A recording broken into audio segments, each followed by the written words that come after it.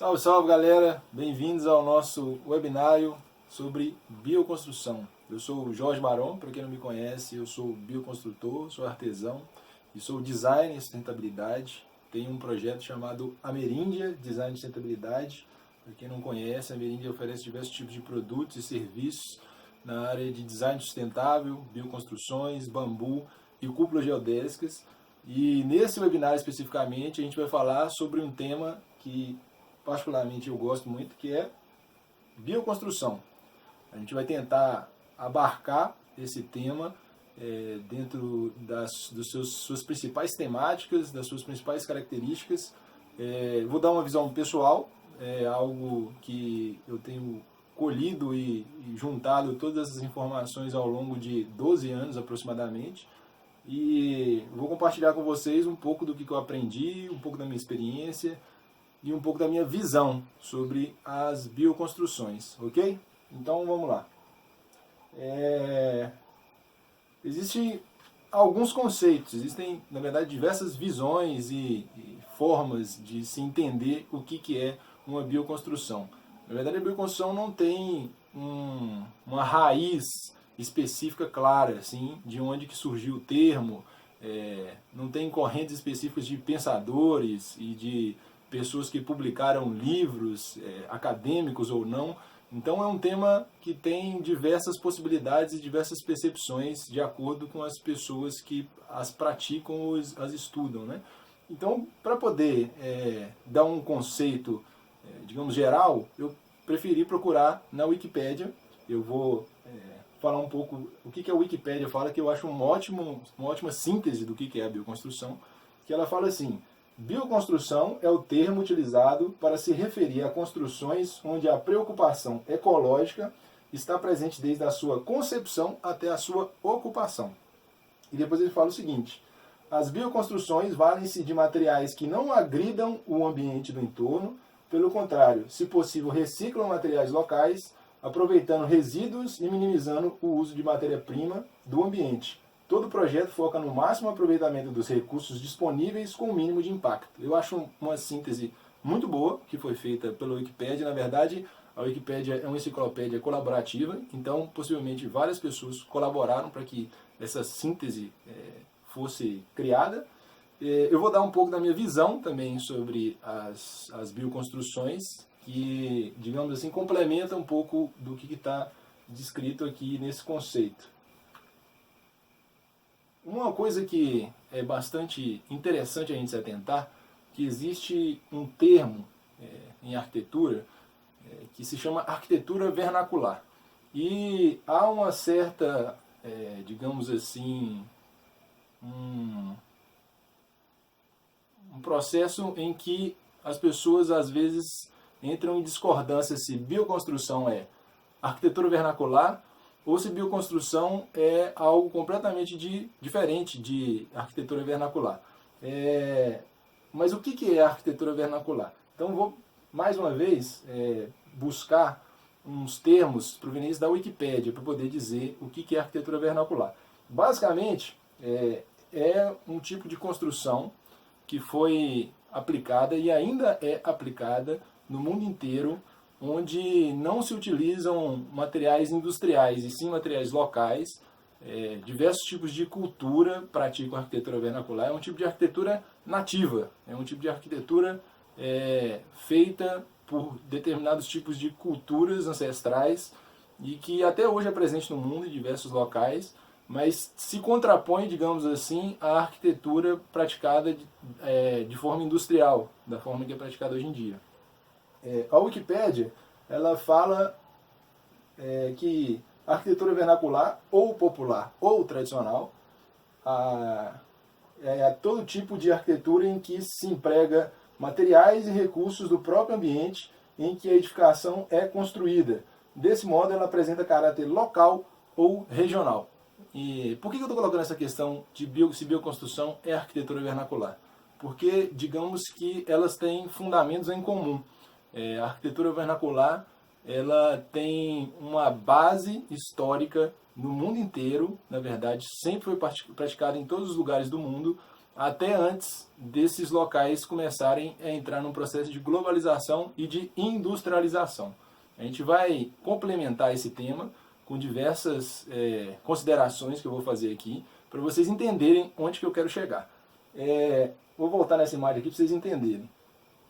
Todas essas são arquiteturas vernaculares, desde um tipo de construção, na verdade, etíope, que é uma cúpula feita com algum material de palha, por exemplo. Temos uma construção antiga também na região do Oriente Médio, na região árabe também tem muito dessas construções, que são construções feitas com terra. Temos diversos tipos de construções também feitas com pedras do mundo inteiro. E um exemplo clássico, para vocês entenderem também que a arquitetura vernacular não é só construções feitas por civilizações muito antigas, as construções, por exemplo, que existem em Ouro Preto, em Paraty, em diversas cidades históricas brasileiras e em diversas cidades históricas do mundo, que é uma arquitetura mais recente, mas também feita todas com materiais locais e dentro desse conceito de arquitetura vernacular. Ouro Preto é um caso clássico, onde que a cidade foi edificada basicamente com pedra, terra e madeira, em boa parte dela. Na verdade, a grande parte de Ouro Preto é feita e está lá até hoje. É um dos maiores conjuntos históricos que o Brasil tem, com essa característica que a gente chama de barroca, do período barroco. E para mostrar um pouco para vocês que a arquitetura vernacular não está diretamente ligada só a coisas muito primitivas. A arquitetura vernacular ela existe até pouco tempo atrás na história mundial, em grande escala no mundo inteiro, e ela foi abandonada gradativamente de acordo com o processo de industrialização e globalização que se deu a partir da Revolução Industrial na Inglaterra. Ok? A gente vai falar sobre isso e como que isso alterou completamente a arquitetura mundial. Então, a arquitetura vernacular é um tipo de arquitetura pré-industrial, ou seja, antes do movimento de industrialização que aconteceu no mundo e que ainda acontece no mundo até hoje. É um tipo de arquitetura nativa, ancestral. Ela é uma arquitetura com materiais locais não industrializados. Esse é um termo que eu gosto basicamente de colocar, que é não industrialização. Feitos com materiais que não passaram por processos fabris de transformação. Ok? Essa pergunta sobre se a arquitetura vernacular é o mesmo que bioconstrução é algo que, na verdade, eu vou deixar no ar. Eu não vou responder. Na verdade, é um questionamento que eu faço e muitas pessoas fazem para poder colocar um ponto de interrogação nessa questão. Se a bioconstrução é uma continuação da arquitetura vernacular ou se a bioconstrução é algo completamente novo e diferente da arquitetura vernacular. Eu vou dar um pouco da minha opinião mais para frente também, vocês vão entender. Mas é algo que há diversos tipos de rixas, inclusive com restauradores que trabalham com restauração de arquitetura vernacular e muitas vezes com bioconstrutores que trabalham dentro de outras vertentes que não sejam exatamente a mesma reprodução que era feita com arquiteturas ancestrais.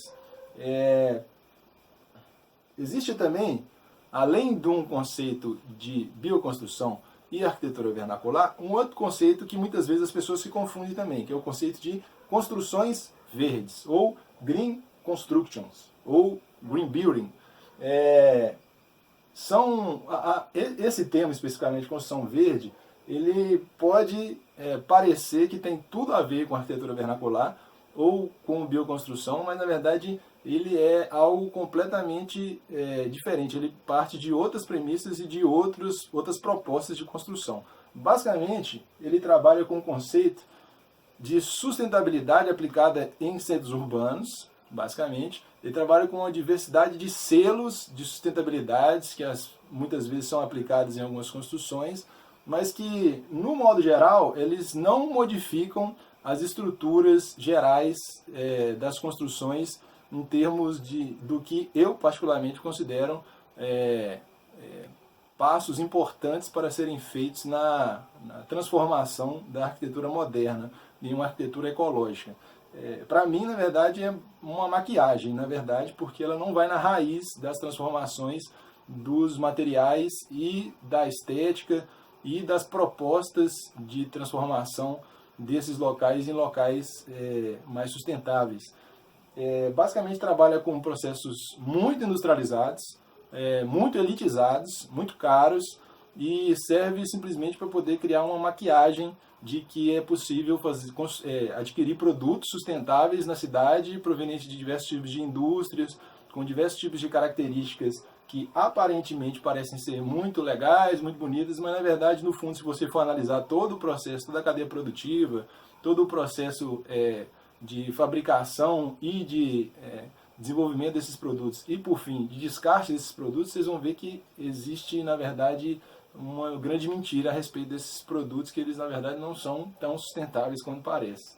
Então, construção verde é um tema que não faz parte do meu trabalho, uma coisa que é muito desenvolvida na Europa, nos Estados Unidos. Já existem vários tipos de projetos e construtores que adotam essa característica das construções verdes, mas elas não representam esse ponto revolucionário que a bioconstrução traz. Basicamente também, eu vou contar aqui brevemente uma visão pessoal do que é uma história sucinta da construção civil mundial.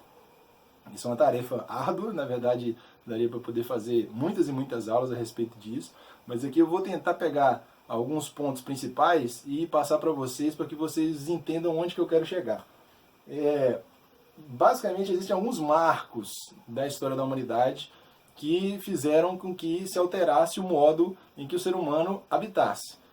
O primeiro grande marco é a Revolução Agrícola, quando na região do Vale Fértil do Nilo, ali próxima à região onde hoje se encontra o Egito, se desenvolveu um tipo de civilização baseada na agricultura intensiva.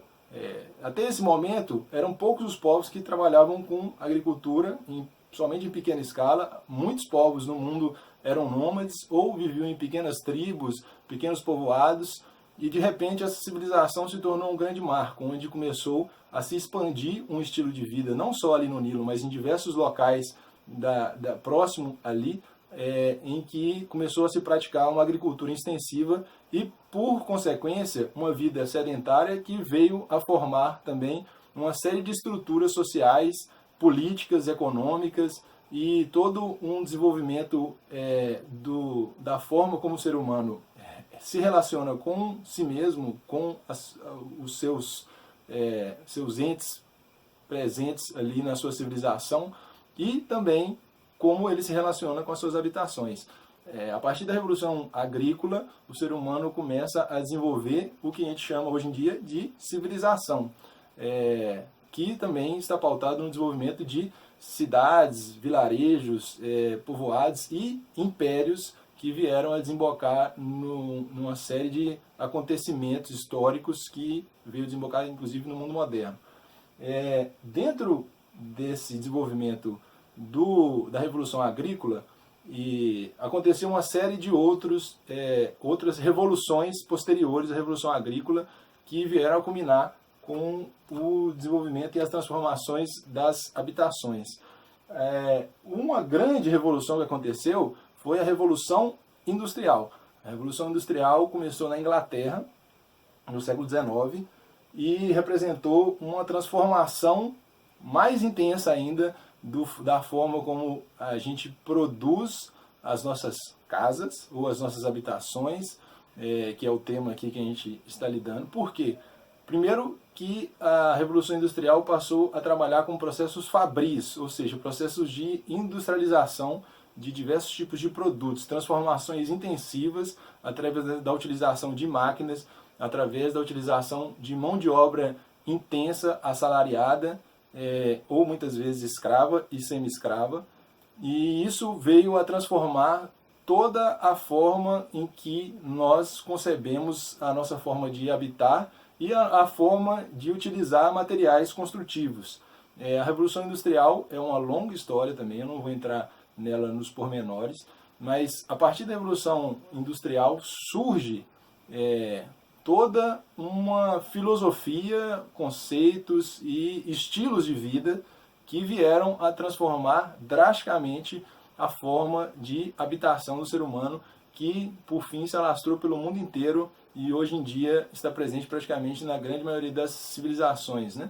Então, essa revolução industrial é como se fosse a principal matriz da transformação de uma arquitetura vernacular que existia antes desse período de revolução industrial no mundo inteiro, e a partir da revolução industrial se tem um grande marco onde essa transformação das formas de se construir espaços passa a ter outras características com produtos completamente processados, industrializados e que vão gerar consequências graves e drásticas em todo o planeta.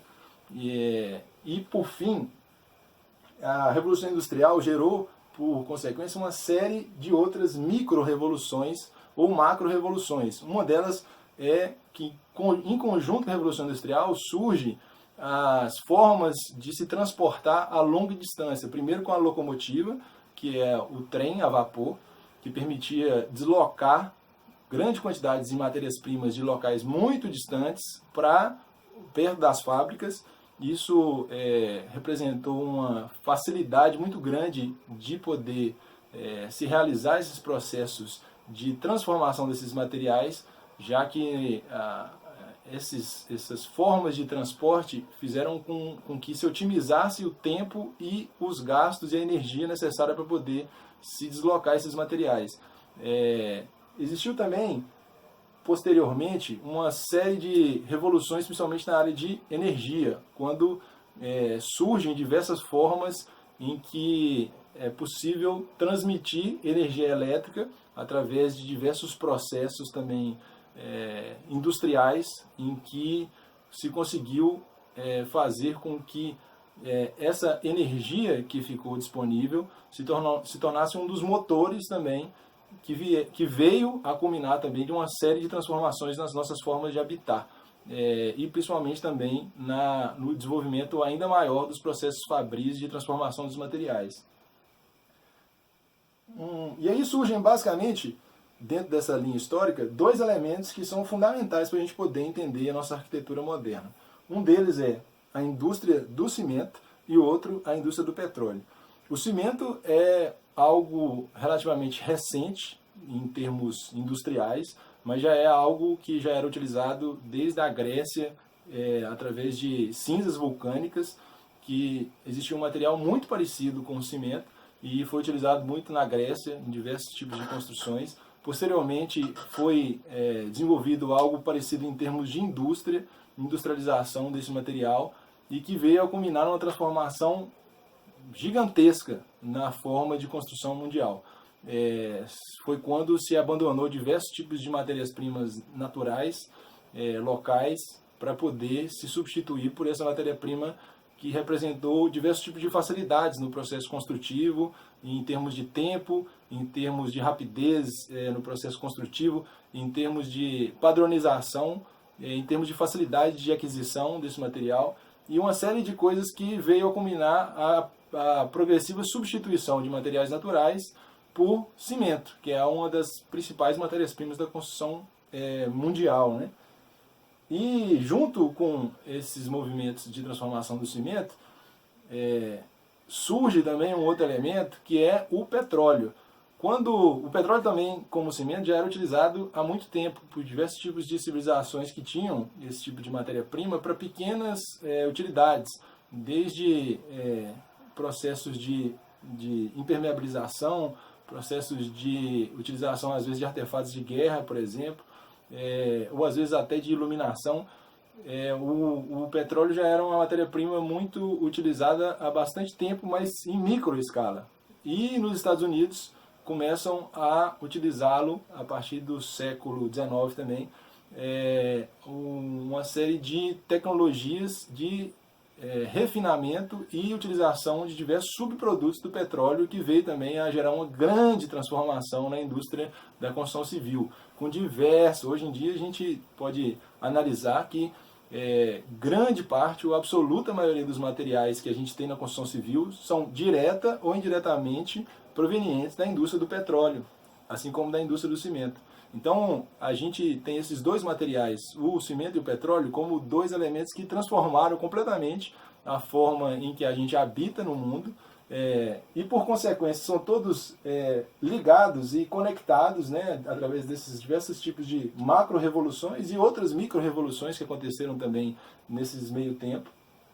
E por fim, a gente tem um movimento mundial de globalização, em que o mundo passa a se interconectar e as culturas tradicionais passam a ser suprimidas e se instalar no local onde elas existem, modelos de vida, modelos de filosofias de vida, modos de se pensar, modos de se construir, modos de se relacionar, que é o que a gente chama hoje em dia de globalização, baseadas em processos corporativos, capitalistas, em que visam o lucro, que visam um processo de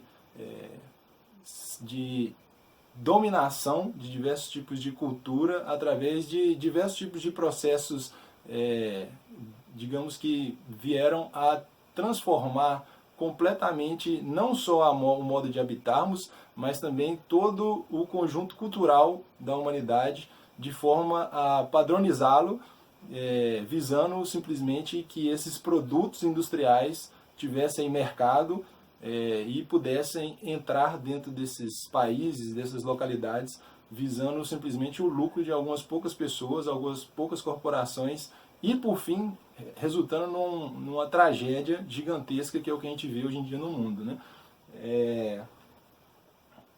Esse processo da Revolução Industrial representa um grande marco, né? Esse é um filme do Charles Chaplin mostrando todo esse processo, como que isso veio a transformar a nossa forma de se relacionar não só com o trabalho, mas com diversos tipos de relações com o meio ambiente, com as pessoas. O trem, né? A locomotiva a vapor, que surgiu e foi uma grande revolução. E aqui a indústria petrolífera, né, no processo de extração do petróleo, que representou uma das últimas grandes revoluções que vieram a culminar na transformação do nosso modo de habitar. Antes da Revolução Industrial e antes da industrialização,